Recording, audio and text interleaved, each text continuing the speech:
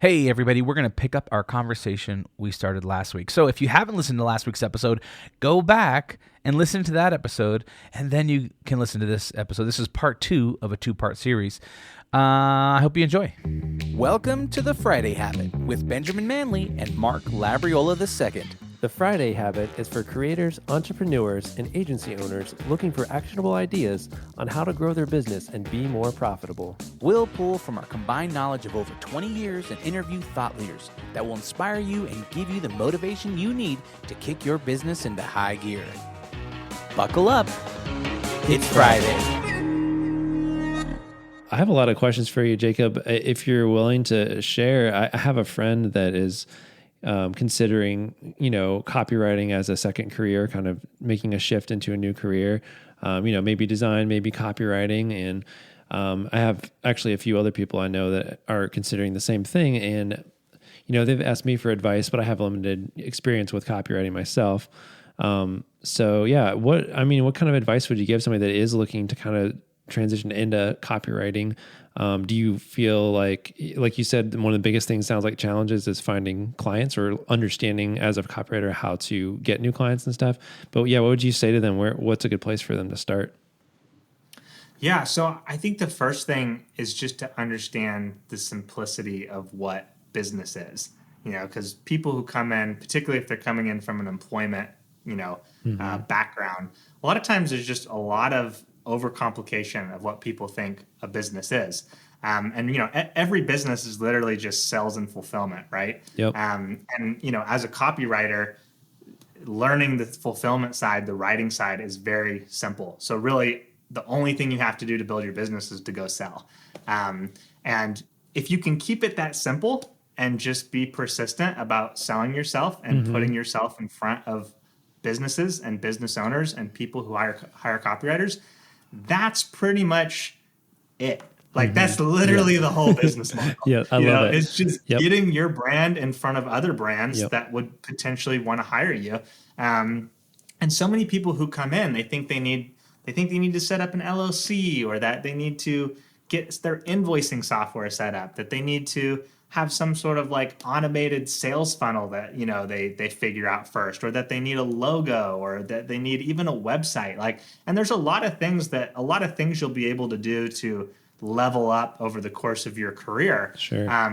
But at the beginning, it's just about going out and finding someone who'll pay you some money to write a piece of copy. And as long as have one thing that you feel confident you can write, whether it's like a website page or a blog post or an email, that's all you need to start, going out and getting clients. And if, once you start there, just getting out and saying, hey, I'm doing freelance writing, like that could be your pitch. You send that enough times in a warm network, you're going to have a few clients, within your first, couple weeks or month of wanting to pursue that route.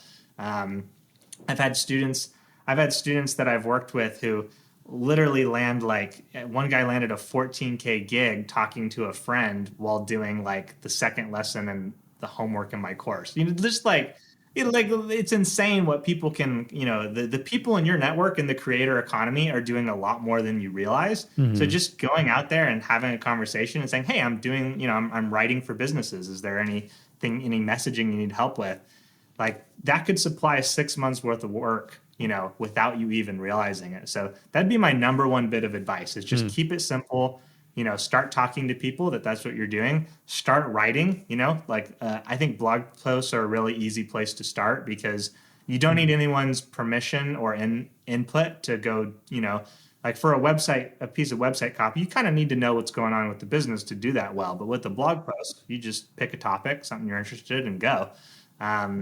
That's what it comes down to. Just, do the writing and get out there and put yourself in a position to sell your services. I love that. What would you say to somebody that, I think I can think of 2 fears that come up for people in this situation. One is the fear of sales. So what is that? How do I do it? I don't like selling, that whole idea. And I think that you and I probably have somewhat of a similar, personality. And then I'm like, hey, I'm there to help people. If it's not a good fit, that's cool. Like, let's move on. You know what I mean? So there's the selling part, and then there's the other part, which is the fear of like, can I fulfill this? Because I'm working with a business now, all of a sudden it's scary. You know what I mean? So it just seems intimidating for people that are just getting started. So, I mean, what would you say to people that feel intimidated by sales or like question their ability to deliver? For the sales side, I think a lot of people struggle with like the confidence to get out there and present with confidence. And the thing I'd say there is there's general confidence, but then there's also situational confidence. You know, we all have that friend who like they're a bit of a wallflower, but you bring up that one topic and all of a sudden like personality change, they light up, they can't shut up about this thing. You know, like it's night and day because they really understand that. They've talked about it a lot. They're familiar with it. It's a comfort zone for them. And that just comes from experience and repetition, you know? So selling your freelance service, everyone has the potential to feel that confident and that excited about their service that they offer. It's just a matter of time. It's just a matter of repetition. And there's really no shortcut to it. And so if you can embrace that, you know, you can succeed as a freelancer. If you can't, you can't. Like there's really no workaround. There's no secret to it. It's just about getting out and doing it and being okay to fail. And even that kind of goes to that second question, which is what if I can't deliver? And the thing is, if you start off by offering, you know, under market rates, which is probably what you have the confidence to offer in the first place, you're not ruining anyone's chance at succeeding at business because they spent $100 on copy they can't use, you know? And the reality is like, I think, you know, as entrepreneurs, we know this well, a lot of other people don't, but like, if you're making a good faith effort, you know, as a marketer, you're going to be doing a better job than like a huge portion of the market. That's so true. That is going to charge 20 times what you're charging and make less of an effort to actually give them something worth using, you know? So it's just like if you just go in as a good faith player in the market, you're not going to screw anyone over. You may not get it right. Like no one starts out as a good copywriter. My early copy was trash. Like when I look back at it, I go, you know, like that legitimately wasn't good and someone paid me money to do that. But guess what? It was better than what they would have written themselves. You know, because most people cannot communicate their ideas through writing. Like it's not a skill set that everyone has. Like you talk to someone who they can be one-to-one, give you that elevator pitch and you're ready to like sell them your firstborn child. But if they were to sit down and put that same pitch in writing, you wouldn't even know what it was. It'd be confusing. It'd be stiff. It'd be uninteresting. You wouldn't even read it. And that's how, you know, most people are not naturally able to take an idea that they have and communicate it through writing. So if you can, like, that's your initial point of bringing value to the market. You don't need to focus on like how many sales you're closing or how much more traffic you're bringing in. The truth is that 90% of businesses don't even get enough traffic to be able to split test to a statistically significant level. You know, like it's just like the metrics that people think exist that they're being measured against don't really exist. It's people trying to, you know, have good messaging for their product. You're just trying to get in front of your customers and explain to them that you've found product market fit for them. Explain to them how what you're doing matches what they want, what they need. And so if you can just come in and do that and just make it real clear, you don't need persuasion techniques. You don't need just to make it clear. Just make it like where you can read it and someone could read that, you know, and explain it to the person next to them and they'd be like, oh yeah, I get it. Yeah. Like that's it. If you can do that, you can make money as a copywriter without needing to feel bad about it. You know? Yeah, I love that. I mean, that's so encouraging because I think a lot of people do have this idea of that it has to be perfect and they have to know everything before they ever get started. And here's the thing too, is that the business owners, they don't have time to think about this, and you're doing a service just by even putting effort into it for them, especially if you're charging low rates to start with.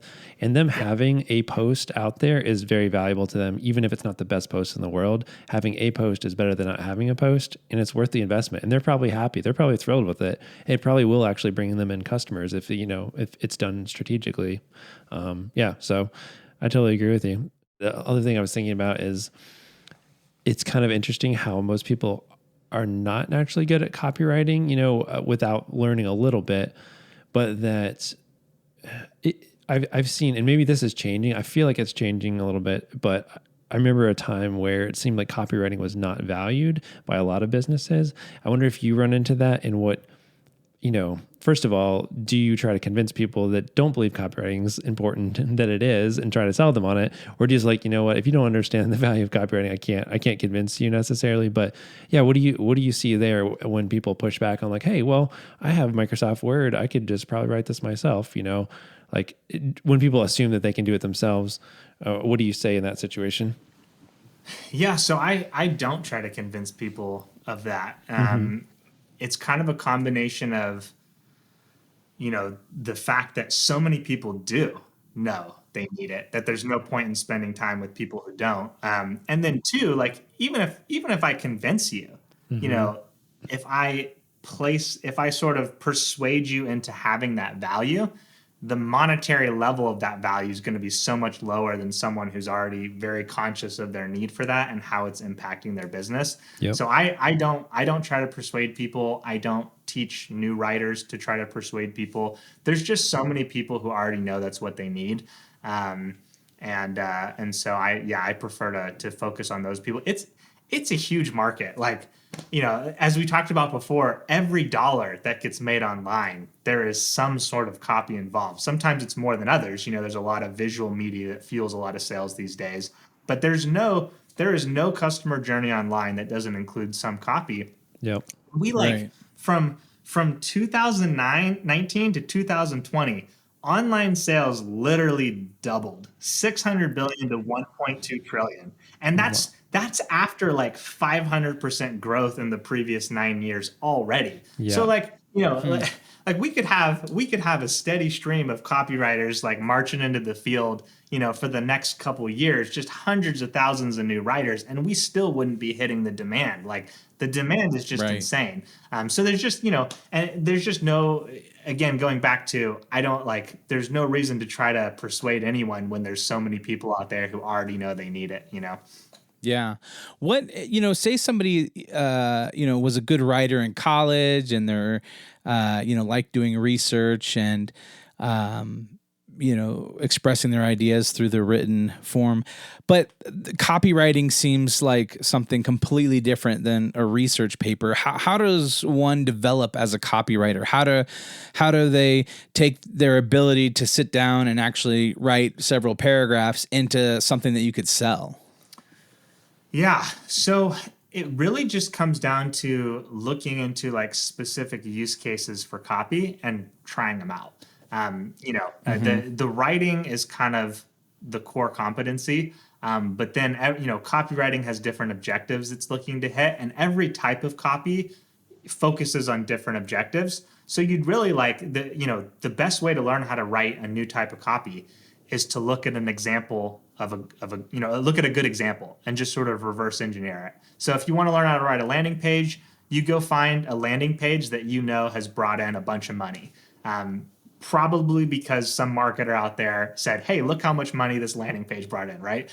So you go in, you look at that landing page, and then if they aren't doing it for you already, you sort of reverse engineer it, break it down, look at, hey, what's happening here? What is the point of each section? What is the point of each headline?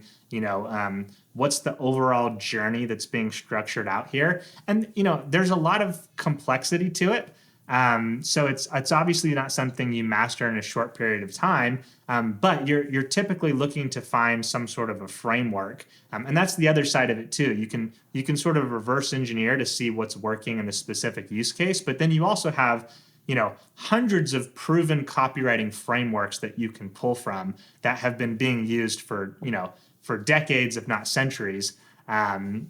And that just goes back to, looking through resources that exist online, stuff that's pulled from, books written from older school copywriters, case studies from newer school copywriters, looking for the common threads. There's just a lot of things. Obviously, a lot of that stuff is what I do on my blog. So, if you go to my blog, you're going to find 200,000 words of free content of me basically breaking down how to write copy, right? So I'm not the only person doing that. So there's just limitless resources to start with. But again, it kind of I think the framework is the place to start, because it's just kind of, it's just like with sales. When they were teaching us sales at that door-to-door boot camp, they gave us a script. Like that's where it starts. They give you a script, and the script isn't designed to be read front to back. The script is designed to give you a mental framework for the journey you want to take a prospect on. You're starting with some sort of idea that gets your foot in the door. And then you're looking to transition that into getting direct input from them on the problems and challenges that they're facing. Or in copywriting, you're looking to research or get direct customer feedback from the client you're working with or your own business to figure out exactly what people are dealing with. And then you transition that into matching the benefits and the solutions that you're selling to those problems and challenges, painting a picture of what their life or their scenario is going to look like with this product or service, reducing risk, reducing uncertainty, showing, bringing in social proof, things like that. Like it's the core process of copywriting is virtually the same across most of the scenarios. And then for each different one, you're digging into a specific objective. An email copy is going to have a little bit different of an objective than a sales page. A Facebook ad is going to have a different objective, than a social media post. So just kind of learning the different ones and the specifics of them. But then it all kind of comes down to some of these same core frameworks. So it's really accessible to start because you have all those frameworks there. You have hundreds and thousands of examples to pull from right off the bat. And it's just a matter of, taking all that information and then going and working on a real project. So it goes from theory to real lived out, learning. I think we learn so much better when we're working on something real than when we're reading about it because,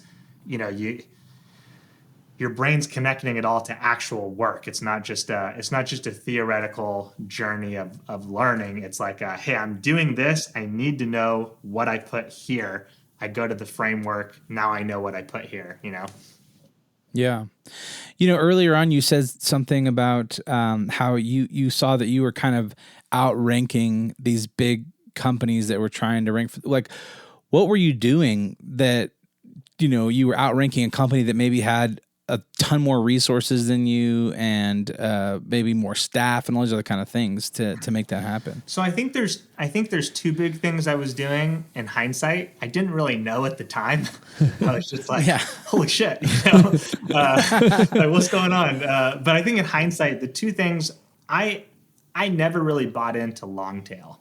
I always thought, sometimes success is about just being a little bit of a narcissist. Like when I was first in SEO, I always just thought like long tail just seemed overblown to me. So for me, can you explain long tail to anybody who doesn't know what that means? So long tail SEO is basically you're looking to rank for like really specific terms people are searching for.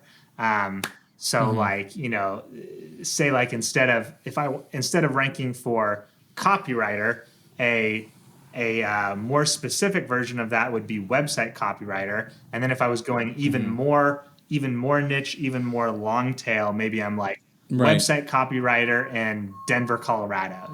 Like we're talking 5-6 words, very specific, probably not a lot of search traffic, but the idea was, hey, if you're ranking for that specifically, nobody else is really. So, you just do a lot of content like that.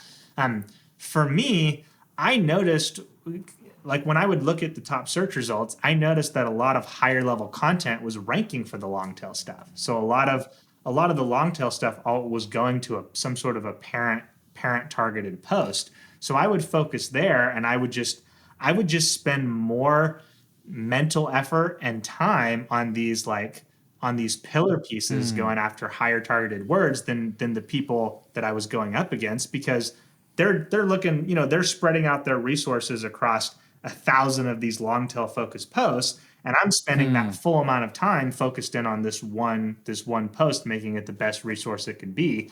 So I think that was part of it. The other part was that I'm a good writer, and people stay and read my stuff, and my average time on page is like 6 to 7 minutes. Whereas like industry average is typically more in the 2 to 3 minute. Like you get in 2 to 3 minutes, you're usually doing well. And so, that technically not a ranking factor. It's more bounce rate. But the thing is, my bounce rate isn't any better than anyone else's. Like the people who don't want to read bounce just as quickly, but the people who stay get the much longer read time. And for, even though Google technically doesn't count that, there's really nothing else I can point to say why my stuff's ranking better than some of this other long form that's still focusing on the same parent keyword, not doing the long tail. So I'm convinced that's been the separator, because I've seen this happen across multiple niches and websites in completely different spaces. And so I think it just comes down to, if people stick around and read your stuff and you're doing all the basics of SEO targeting, you're checking off the boxes, and then that people are actually staying and reading, you get the ranking, Yeah, that makes sense. Yeah. What are, obviously you're a practitioner in all forms of copywriting, but it sounds to me like you're saying like blog writing's not dead, but I obviously come from a place of like podcasting and video production, and, video having people being able to digest a 2-minute video instead of reading a 10-minute blog post. Like, what are your thoughts around that? So SEO definitely isn't dead, and blogs are still the best way to do SEO. I think that's Okay. what it comes down to. So, Yeah. if you can tap into the search traffic, that's where blogs really shine. Outside of that, there's not a whole lot of, there's still people who read content. I'm one of them. I would still rather read a blog post than watch a video or listen to a podcast. I accept that I'm a little bit of a dying breed, You're like, where's my newspaper? Yeah. Exactly. So, I mean, SEO is one of those things, it's very much alive. It's definitely always under attack by Google itself, and so 5-10 years from now, what's it going to look like? I don't know. But when SEO dies, Google will die too. So they can't completely, it's kind of one of those things. But that said, I do think, you have a lot more fast term scaling potential on stuff like Twitter or TikTok than you do through SEO. But the SEO stuff, it's very reliable. Yeah. It's harder to scale, but as you scale it, it keeps coming back. It's kind of like the email list in that way, I could go viral on TikTok tomorrow. And maybe I get a decent number of followers from that, but even the followers I get, they're not necessarily going to see my next video. If TikTok tweaks its algorithm in a little bit to try to start increasing their ad revenue, like that, the ongoing value of anything I'm able to pull off in that space is not, necessarily as reliable as how the SEO has been for the last 20 years. Again, there's still those same risks. But, most of my businesses function on, we're bringing in the same amount of traffic to the same pages every single month.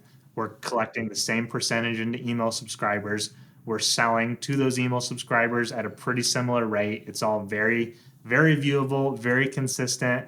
I know that if, I need to go take the next month to focus on parent stuff that's happening, nothing's really going to happen to my business.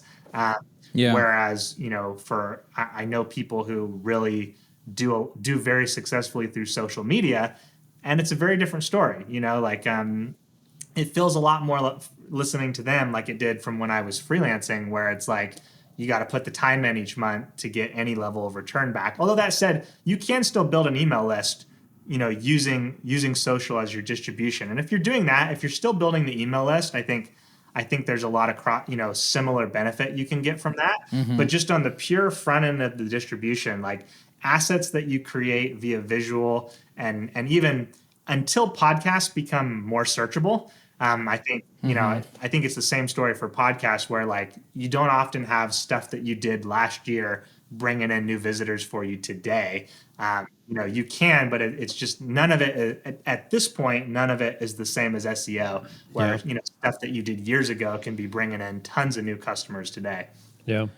And so with what you're saying is that you feel that SEO via the vehicle of blog writing is an extremely solid way to, build a foundation and grow your business. Oh, absolutely. Is that like what I'm gathering from you? Because, I think even as me as a business owner, and, we provide content as far as video, podcast, and photography content, so do I focus my business on, hiring a copywriter, having one of my, team members, employees start writing blog posts that solve people's problems within that space? I mean, is that like advice that you would give me as a small business owner? So what I would do is I would think through what are the terms that I feel would really drive relevant traffic to my business. What are the terms that would bring the right type of people? And then I would go in and I'd look at like the front page for all those terms. And I would look at that content and I would just ask myself, can I create significantly better resources than everything on this front page across a decent number of these terms? And if the answer is yes, then absolutely. Absolutely. If the answer is no, then no. We're definitely past the point in SEO where just having the content does much for you. We're at that point where like if you're gonna go, You have to be a lot more thoughtful. yeah, if you're gonna play, you really have to go in trying to be the best. You really have to go in trying to create the best resources. I think so I have a blog post that ranks number 1 for website copywriting. And I think I spent like 60 hours on that blog post. And that's like, most people don't want to invest that amount of time in a blog post. And that's fine. You don't necessarily need to, but that's why I'm number 1 for that term. Right. Is because I spent more time on that post than most people were willing to. And you kind of have to bring that type of energy into SEO these days if you want to make it worth your while, because it is a long-term channel. And there's constantly new players coming in with that energy, like myself. I was not ranking for all the copywriting terms 2 years ago. And the people I beat are very successful people. Their businesses did not get lost by me overtaking them. And they could decide to come back and try to fight me for them at any point. Many of them already have. And so you kind of have to go in bringing that energy and expecting to maintain that for a long time, because it is a zero-sum game, which is not true when we talk about podcasts, YouTube, a lot of these other channels. A lot of these other channels, they're not a zero-sum game. You can kind of use different angles to get your niche in the market and get a lot of visibility. So it's just one of those things. Yeah, it's not the right choice for everyone. Occasionally someone comes in and hires me to do an SEO content strategy for them. And my conclusion to them is, don't do SEO, But I think it's still accessible. I think, if you're not in a marketing niche particularly, it's almost all if what you're trying to rank for isn't marketing topics where everyone you're doing it against is an SEO specialist, there's still, most of the people I work with, there's a lot more opportunity than most people would think. Even we talk about how real estate, how competitive real estate is. You got these behemoths Bigger Pockets and stuff. If you actually look in the search rankings, there's 2 to 3 big players. That's it. There's 10 spots on the front page. Right. A lot of these things that if you were to mention it, people would realize, it's too saturated. I probably couldn't do that. When you actually dig into it, there's a lot more opportunity than people realize. Yeah. What are some good resources to become a better copywriter? What are some of your go-to books, or obviously you probably have a course or? Yeah, no, totally. So I have 200,000 words of free content on my site. As I mentioned before, have the free course, have a comprehensive premium course, all that jazz. I also, there's so many good resources. There's one, if you Google copywriting books, you'll find my article of copywriting books. Ton of great resources in there. I think it just depends on how you learn. I don't learn really through reading full-length nonfiction books. So I prefer to hang out on the blogs. There's a lot of great blogs out there. One of the ones I read, early on was called Copy Blogger, has a lot of simple stuff. Also Copy Hackers. Those are blogs that I've since beat with my own content, but like there's still good resources, And then, if you prefer to learn through like YouTube or podcasts or, 30-second TikTok videos, whatever the channel is, you can find right now, you look up the topic you want to learn about, you're going to find really talented people teaching on copywriting across every platform. And the ones you're going to find first are usually the best ones at teaching it on that platform, Yeah. Love it. Awesome. Yeah, I mean, this has been, I think, a great conversation. I learned a lot, and I hope that our listeners took some stuff away. Ben, do you have any last questions for Jacob, or are we going to go right into our recap and takeaways? Let's go right into the recap. I got a few takeaways that I wrote down from stuff you said. Top 3, Ben. No, I'm going with 5. If you buy a website with high traffic, you can turn that into revenue with an affiliate model or selling products to a small percentage of those people. That was a really interesting idea. I hadn't thought of before. Cool business model.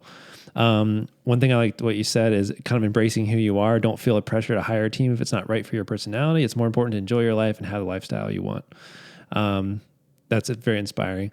Don't overcomplicate creating a business. It's literally just sales and fulfillment. It's like so true. I love that. It's a good thing to remind us of too when we're like, oh man, this is so hard, so complicated. It's like, no, you know what? It's actually simple. Just like, hey, I'll do a thing for you and you give me money. Okay, cool. Somebody's got your money. You got to make something good and then get your money. Yep. Being confident in sales requires repetition. There is no shortcut. And if you're selling services as a copywriter, don't spend time convincing people that copywriting has value. There's so many people out there that already know that, who do understand it and are ready to pay you for it. So good. Really appreciate it. Those are some on point takeaways from this hour discussion. I'm very impressed. That's awesome. We also like to leave our listeners with a action item. It's one thing to learn new things and grow your knowledge, but it's another thing to actually take what you learn and put it into action. And so what we like to do is just ask our guests sometimes, hey, if there's one thing that we could work on this next week to make us better copywriters, entrepreneurs, business owners, what would that takeaway be? What would that action item be for us, Jacob? I would say just focus on clarity.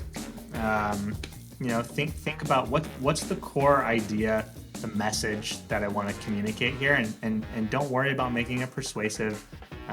Don't worry about don't worry about like even particular segmentation or getting too sophisticated. Like just be clear. Like just think like, hey, if this was a class of 5th graders and I was trying to communicate this idea or this thing to them, how would I frame this? What would I say to make this as clear as possible? That's always the best place to start. And it doesn't mean you won't add some things on top of it down the road. You might add some persuasive techniques, but if you can always start with clarity, your copywriting is going to be so much better. And it's so intuitive. We often talk ourselves out of doing that when we're writing because we think we need to be more sophisticated. We think we need to be more persuasive.